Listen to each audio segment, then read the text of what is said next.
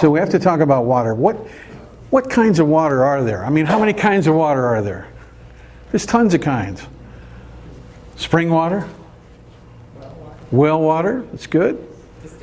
Distilled water? Tap water, what? Bottled water? That'd be reverse osmosis water. What other kind of water? Rainwater? Gray water? You want to drink that? Ozone water? Hot water, which Bishop Pete's always in from his wife. Yes, James? What kind? Well, I never considered those kinds of water. But there's a lot of kinds of water. There's spring water, there's lake water, there's river water, there's all kinds of water. But those waters have a big characteristic, because where does water come from once it's trying to renew itself? I mean, how much water have we used on the earth? How much of it have we used up? None. Goes up in the sky and it renews itself and comes down through junk, acids, those type of things. Turns to acid rain, acid snow, acid springs, acid lakes, acid water tables. Acid water tables, tremendous amount of acid that we just can't get away from. Okay, so water becomes very aggressive. When we have tap water, we didn't say tap water, municipal water, we have to do something to it or it'll take out the plumbing or the pipes. And that is put soda ash in it from coast to coast. Tap water is about the same pH. Because it aggressively will pull that out. You've seen copper pipes that turn green because they're pinhole leaks where it's trying to remineralize itself. Or a swimming pool that you dive in and you see the calcium coming off the sides of the pools. It's kind of pitted like a teenager's face. And it's actually leaking back into the water. Okay, so water gets kind of aggressive. It has a characteristic. So when we take water out of, let's say, we take the minerals out of water, let's say distilled, reverse osmosis, which is good reasons for when they do that. Distilled water, deionized water, and you drink it, where's it going to get the minerals? It's going to try and take them out of you, is what's going to happen. So it becomes very aggressive. So what we do when we ionize water, when we add or remove charged particles, we create an ion. We simply take an atom and free its electrons by giving it enough energy so that it can go where it wants to go. Like a positive goes to a negative goes to a positive. Cats stay away from dogs. That would be like north to north and south to south with a magnet. Men and women, you know, they're kind of attracted to each other. So it's kind of exactly what they'll do. They'll go to a positive or a negative. And once we do that, if we take H2O, that's 2 parts hydrogen, 1 part oxygen, right? One's a plus, one's a negative. When we ionize through sequential ionization, we divide the water in 2 streams. And when we take those streams, we use one of those streams for outside the body, that's H+. It just so happens that H+ is very acidic. And OH- is what we drink. H- is very alkaline. It can be, depending on what we do with it. Okay, so we have to keep that in mind when we look at some of these things that we're going to have over here. If we look at what's on the board there, dehydration, overacidity, and free radical damage, those are the 3 main causal factors of all disorder that we know of today. That's powerful. Okay, that's what they come from. I didn't say this. Nobel Prize winner said this right there. Got a Nobel Prize for that. That is common knowledge, mainstream medical, an alternative, that the 3 main causal factors of disorder, we'll call them, not disease, because you can't catch a diabetes if you rub up against it. These are disorders from lifestyles, some lack of the right raw materials, of course, cause these illnesses. And of course, free radical damage causes premature aging. If I was a woman, I'd be really worried about that. Okay, so let's take a look at the water really quick so that we can get into the exciting part of this evening, which is the doctors. And the star of the show is actually the Athena here. Okay, we have to look at tap water. Because the tap water that we drink, are we going to be okay over here? Yeah. Good. The tap water that we drink is a certain pH, but that's only one factor. Okay, there's many, many problems with our tap water today. We have things that water has 4 inherent illnesses, by the way. And those illnesses are going to be waterborne diseases, water-based diseases. Waterborne would be like animal, human waste, industrial cleaning solutions, etc. in our water. Typhoid, malaria, or that's diphtheria, whatever, those type of things from wells. And then we'd have parasites in water that live half their life in water and the other half in us. That would be water-based diseases. We have water vector diseases. We never thought we'd have them in this country. We never thought that we could get malaria or filariasis, which is elephantitis, or dengue or yellow fever. But what happens when a mosquito lands on you? What are you thinking? It's West Nile here now. Okay, those are disorders from water. And then we have water scarce diseases, which are definitely hitting the water table, and we're having some real problems. About 30 to 40 states are almost out of water today. And as Jay was saying, water is pretty bad from coast to coast. If you look east over the mountains all the way to Florida, what's Florida and the southern states have in their water? Sulfur. Pretty bad tasting.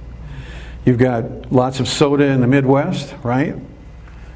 You've got in Las Vegas or Reno, where Jay is, you ever had water in Arizona or Las Vegas? You ever drank that?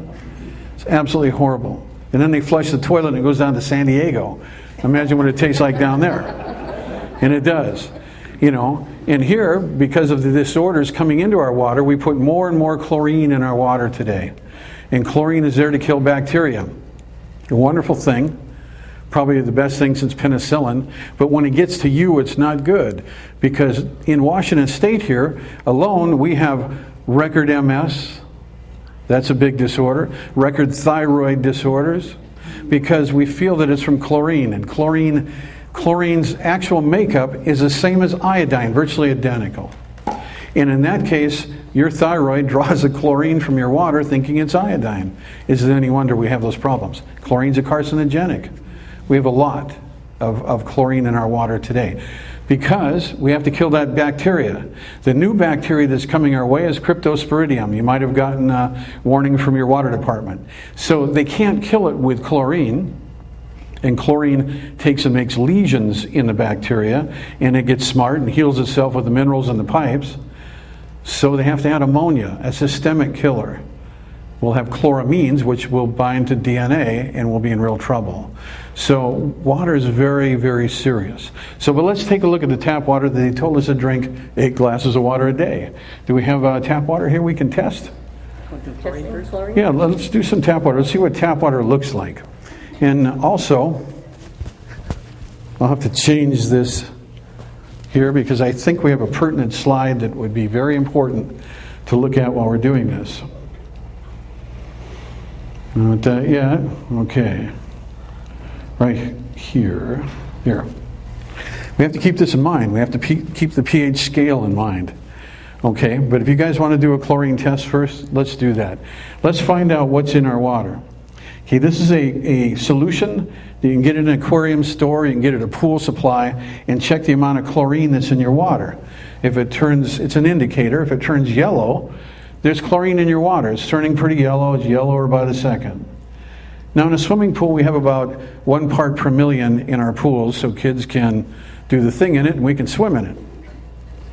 They can whiz in it, so we can swim in it.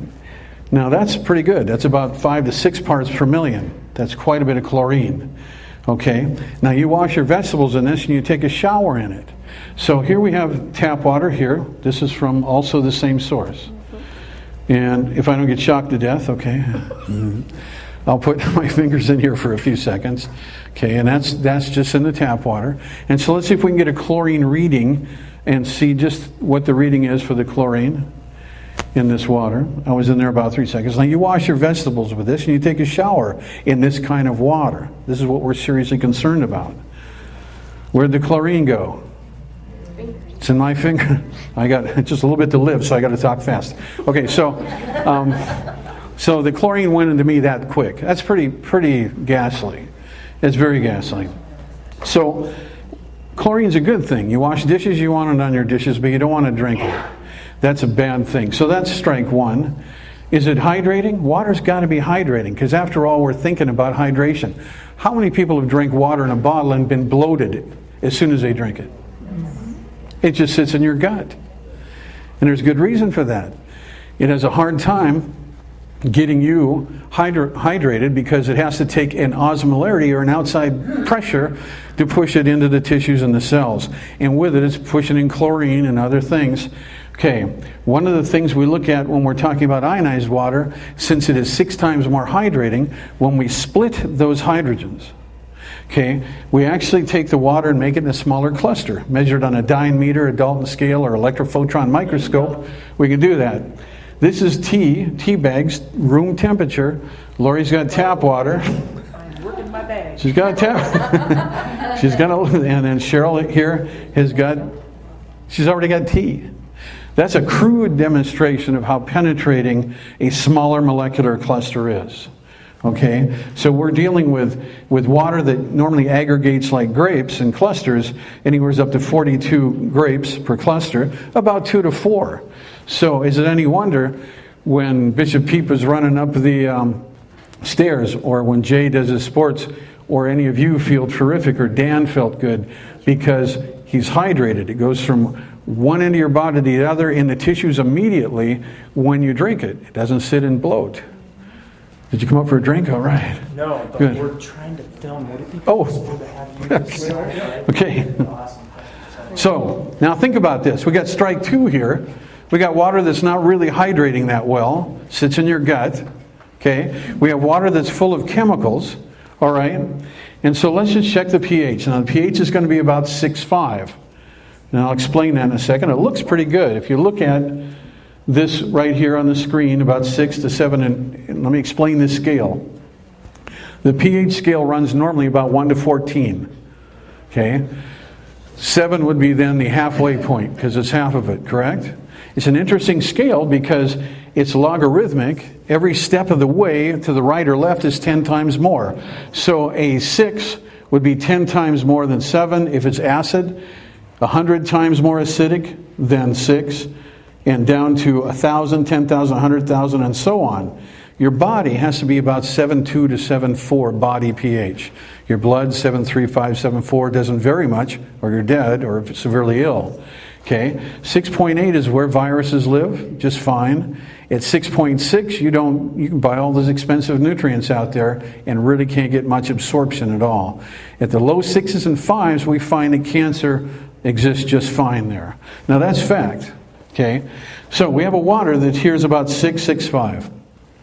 Most of the country puts it to 6.665 because, again, why? Your pipes will be destroyed if they don't. So it looks pretty good. That's tap water. That's tap water. That's your tap water. Thank you, Gary. That's tap water. So the 8 glasses a day is loaded with chemicals, definitely. It's on the acidic side. It's not very hydrating. All right, so there was an alternative. They told us something to do, and that would be drink bottled water. Okay, so let's take a look at that while we're at it.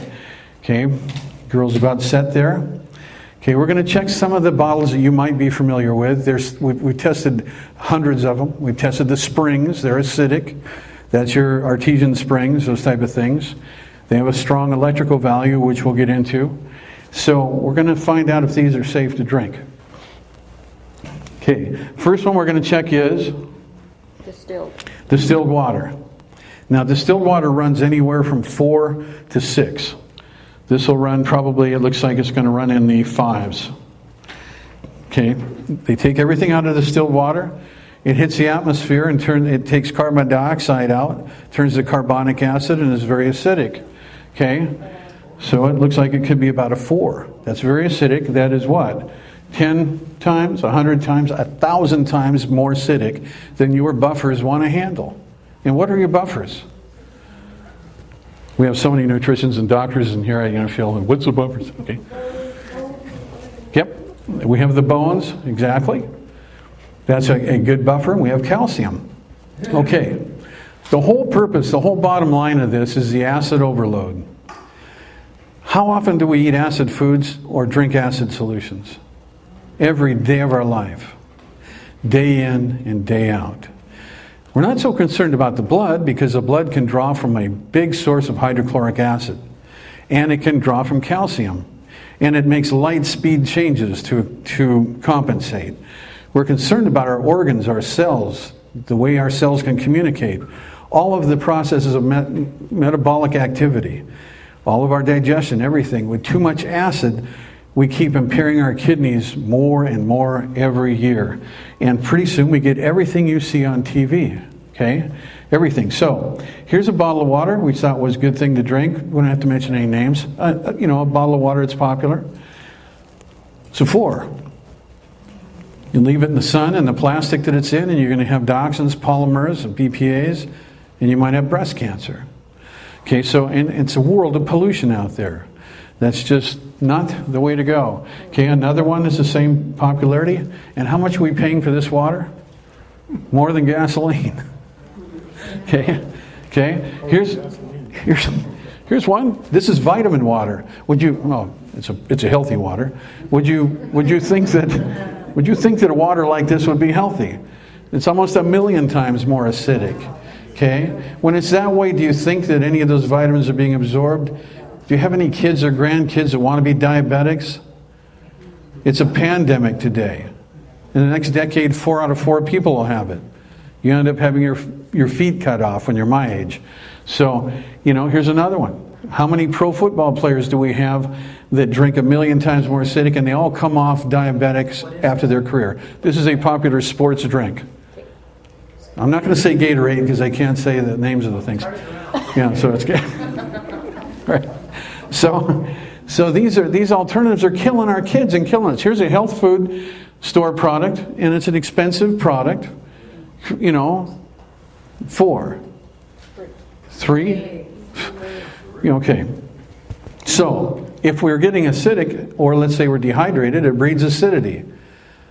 And acidity eats up your joints. Acidity causes most all disorders. Dr. Young says there's only one disease, and that's over-acidification of the body's tissues from what we eat and drink. Here's Sprite. How many people drink Sprite? 57 gallons per America per year is what we drink of soft drinks. If you're not drinking it, someone's drinking more of it. Okay, Sprite is, you know, that's horrible. How many kids do we have with ADD, ADHD? And of course, Dr. Farwell can attest to, because he's the brain specialist tonight, how many kids are going wonko and the behavioral changes because of overacidity of the brain tissue or dehydration. It's amazing. Something that basic. Okay, here's one. Oh, is that really what it is? Absolute vodka? We're wasting it on this?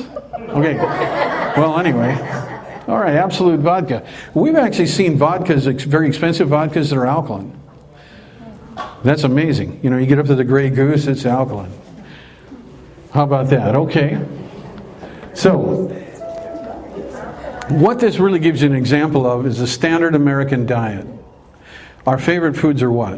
White flour, pH of 1. Pork, pH of 1. Pop, pH of 1. Sugar, pH of 1. Think of that. That's a lot of acidity going into us. So it really just typifies that. Now here's the water that you're drinking right now and should be drinking it. Should be drinking it. Whoa. I think she's corrected her body's pH. Okay, so what this is probably about a 9.95. Okay, and I encourage you again, you know, and we will have a break where you can fill up your glasses. So it's known fact that what we do is simply bring our body's pH back into the 7.2 to 7.4 realm by drinking waters that have been changed this way. Not with alkaline salts that are poisonous, that Jay was mentioning, but simply an electrical change. And that does bring your pH back up because you don't get sick. How many people have been sick in the last years that they've been drinking this water? Very, very seldom you get sick. If it is, it's very quick. 3.5 years, I used to get pneumonia every year, 3 times a year. Haven't for 3.5 years. It's totally amazing. Okay, so what we have here is, this is the alkaline water you're drinking. So if we go out and we're not going to give up the standard American diet, we're not going to give up the food that we normally eat very much, but look, if you drink it, like the young man said over there, a little bit before your meal, Gary was telling you that that's what he does, or after your meal, or throughout the day, you know, you can reverse those acid levels pretty quick by drinking this kind of water, by hydrating. Very simple. Very simple to do. Vodka and water? I don't know about. Well, it does it. How about that? So that shows you can take a cheap booze and make it taste great by adding alkaline water and change it slightly. Okay, so it's there. Now here you go. Here's an example of one of the ones that are 100,000 to 1,000,000 times more acidic. That's not going to change because it's going to take 4 gallons of pH 10 to change that. What is it? That would be Sprite, or that would be the sports drinks, or the vitamin drinks. Can you imagine? Who's drinking 4 gallons of water? You'd drown. You'd have water toxemia. So here we are. We've gotten ourselves healthy. Okay? We're going to go see a movie, have some pop. We just put a cap load of pop in you and look what happens. Now, Father John Bentley would have come down from Bellingham tonight, but he had a rough time getting down here. But I can tell you this, he can take a vat, and he'll do this. He'll put a vat so big of water, huge vat, and it'll be, with reagent, it'll be 8.5 or 9 water. 1 cap load of Sprite will turn it pink. Can you imagine what that does to your body? Okay, so that's a serious issue. That's a big acid overload. Okay? Now what are you girls doing? Oh, okay. This is an exciting thing. How many people take antioxidants? Yes. Do you take antioxidants? It's a good thing to do for your lifestyle. Besides the bioflavonoids and those type of things, and anthocyanins is what they're called, the reason why we take them is because of what? Free radicals. Exactly. What's a free radical? It's a San Francisco rock group? Okay. Okay, fine. It's a Berkeley professor. Yes, indeed. Okay. Free radicals we can get from all kinds of things. We can get them from mitochondrial energy production, where we're producing what makes us heal fast. Adenosine triphosphate, guanosine triphosphate, those are the things that we hope to get with certain health foods. They're the furnaces that make energy. What do we got here? Okay, what we have is a free radical. So what we normally have is when we're having that kind of production is we have excreted free electrons or active oxygen. We get it from stress, we get it from our diet. We have psychological, biochemical, the whole thing. We can get stress, breeds free radical damage. There's simply a molecule that is not balanced, that it only has a plus molecule or a plus electrical balance. So it reaches over and rips off a negative balance from a healthy biological molecule, creating another free radical. So when we take those antioxidants, they are abundant in negative electrons. So they're a donator. A donor, what a free radical is a scavenger. Okay, and a free radical rusts your body, does it not? It oxidizes. So we have a 500 plus, anything over a 0 is going to rust you. So take a look at this. This is just a couple of weeks now, and these are 6 or 8 nails in this water. They're going for Rustville. We had to replace this. We had one in for 3 years, and it finally was so much, it hardly went back and forth. This is the same water. This is alkaline ionized water that you're drinking, and only the yellow coating came off the nails. And if I drain this and just put regular water in it, another 3 years it'll be crystal clear. So what you see is the yellow coating, but you don't see any rust. Okay? So we want to know, is the water that we're drinking, the alkaline water, is it an antioxidant? We can check with an ORP meter. This meter is what the water department uses to check the electrical value on streams and little lakes and things to see if we have any sea life that's going to exist, or aquatic life. If you take a look at this, it has a minus in front of it. This is the water that you're drinking. And what is that? A minus? 350. Minus 350. Now, if you were to pick oranges off of the tree, like Anita Bryant would pick them right off the bush, or check blueberries or those type of things, and measure the ORP, the electrical value would be a minus 150. So we have here a what? Minus 344. In Federal Way, we get about a minus 500 to 600 at times. Now, can you imagine how much of an antioxidant that is? Abundant in negative electrons, loaning them to the positive. Now, you can't drink orange juice all day. You would need a pancreas or blueberry juice. But look at that. You can drink water all day. And that's one of the reasons why we feel so good when we drink this water.